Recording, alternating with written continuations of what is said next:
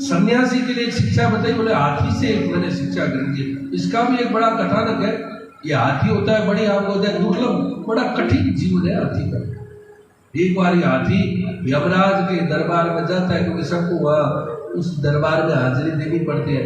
तो यमराज थोड़ा बैठा बोले, अरे हाथी तू इतना बड़ा प्राणी है, इतनी मोटी तेरी चमड़ी है, लेकिन तेरे में इतना बल होता है, तू एक छोटे से आदमी के मनुष्य के तू वश में हो जाता है, तेरे में कुछ बुद्धि नहीं है, कुछ अकल नहीं है।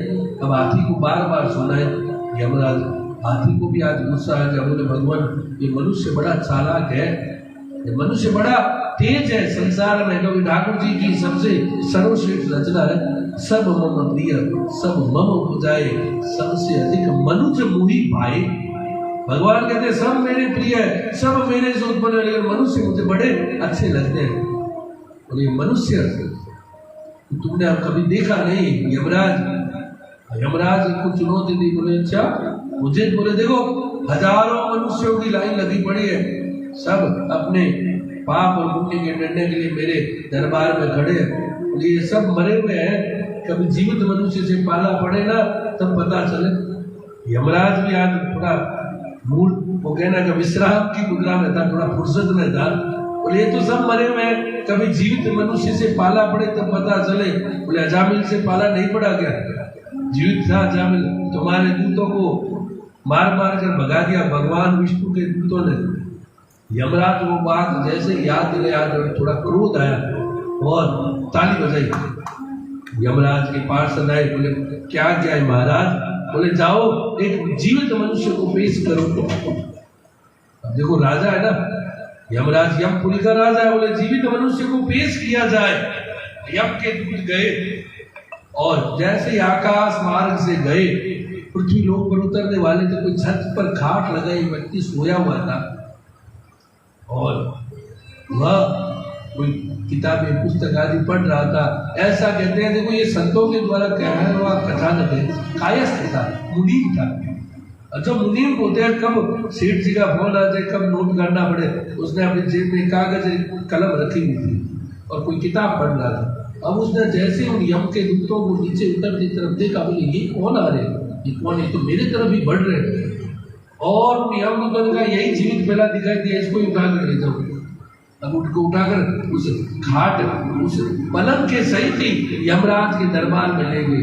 उसने सुन रखा था ऐसे ऐसे यमराज आते हैं, ऐसा ऐसा कृत्य करते हैं, उठाकर ले जाते हैं। लेकिन उसने देखा मेरा तो शरीर अभी विद्यमान है, मैं तो मरा ही नहीं, मुझे कहाँ ले जा रहे हैं। बार बार अपने शरीर को ऐसे परीक्षण करे, उसने देखा है तो कुछ गड़बड़ है। अब उसने किया क्या कि कलम निकाली और कागज पर कुछ लिख के और पुनः अपनी जेब में डाल दिया। अब यमराज के सब तो कितना कार्य रहता है, हजारों नहीं असंख्य जीवों का निर्धारण करना रहता है, पाप पुण्य का। अब बड़ी विचित्र अवस्था हुई। यमराज उस बात को भूल गया, हाथी की बात को, हाथी को किनारे कर दिया और दूसरों की सब पाप पुण्य का निर्णय करे। यमराज के जो दूत थे उस जीवित मनुष्य को लेकर आकर यमराज के सामने खड़ा कर दिया। बोले भगवान ये, यमराज भूल गया ये क्यों आया है, उस क्योंकि इतना व्यस्त रहता है, इतने हजारों नहीं असंख्य असंख्य जीव मनुष्य ही नहीं सबके कर्म का निर्धारण करे। अब उसने जैसे यमराज को देखा, उस कायस्थ ने अपनी जेब में से वो एक पर्ची निकाली, पेपर निकाला, यमराज को दे दिया। यमराज ने वो पेपर पढ़ा और पढ़ते ही तुरंत अपने सिंहासन को खाली कर दिया और नीचे आकर खड़ा हो गया उसके सामने और उसको सिंहासन पर बिठा दिया। अब क्या लिखा था उसने ऐसा, उसमें उस कायस्थ ने बड़ी कारिस्तानी की, चालाकी की, उसमें लिख दिया श्री हरि, मैं अपने ऊपर श्री हरि नाम लिख गया, मैं हरि यमराज तो मैं अपना नम्र निवेदन प्रेषित कर रहा हूँ कि मैं अपने नुमाइंदे को, मैं अपने गुमास्ते को तुम्हारी सेवा में भेज रहा हूँ, इसका यथा योग्य सत्कार करना। क्योंकि वो व्यक्ति बड़ा चालाक था, कायस्थ था, उसने पढ़ लगा था कुछ गड़बड़ है, इसका यथा योग्य सत्कार करना। यमराज ने देखा ये तो श्री हरि ने लिखा है, नीचे श्री हरि की मोहर छाप लगी हुई थी। यमराज का श्री हरि ने भेजा। अब वो उस कहानी को तो भूल गया कि मैंने क्यों बुलाया था इसको। अब उसको सिंहासन पर बिठा दिया। अब वो व्यक्ति यमराज के सिंहासन पर बैठे और यमराज उसके चरणों में बैठ गया। अब यमराज के करो भाई निर्णय। अब वो जो भी आए सबको बोले ये वैकुंठ का अधिकारी है, ये अरे महाराज ये बड़ा चोर है, इसको भी वैकुंठ, अरे ये इतने इस प्रकार से इसके कृत्य है, कुकर्म है, सबको वैकुंठ में भेजे। चित्रगुप्त जी बार बार इशारा करे, भगवान ये क्या हो रहा है? बोले नहीं श्री हरि ने भेजा है। हाथी खड़ा ये सब क्रिया देखे। अब भगवान के वैकुंठ में लाइन लगी, देखो वैकुंठ में जाने वाले तो कुछ गिने चुने होते हैं, नरकों में सब जाने वाले होते हैं, कलिकाल का समय था, लेकिन नरकों की तो लाइनें हो गई खाली और वैकुंठ की तरह लंबी लाइनें लग गई। भगवान ने कहा हो क्या रहा है? अभी पृथ्वी पर ऐसा कौन सा सत्कर्म होने लगा कि सब वैकुंठ के अधिकारी बन गए? ऐसी कौन सी कथा हो रही है? ऐसे कौन से महापुरुष का प्रादुर्भाव हो गया, जन्म हो गया? भगवान बड़ी चिंता हुए। भगवान जिसको भी भेजे बोले यमपुरी से सब आ रहे हैं, पुण्यात्मा कैसे हो गए? एक दिन फिर भगवान स्वयं गए यमलोक में। यमराज ने भगवान को देखा, चरणों में प्रणाम किया, बोले भगवान आप आगे देखो, मैं आपने जो व्यक्ति भेजा वो बड़ा अच्छा यथायुग मैंने सत्कार किया, सब काम मैं उसके अनुसार ही कर रहा हूँ, वो जो कहता है मैं कर देता हूँ।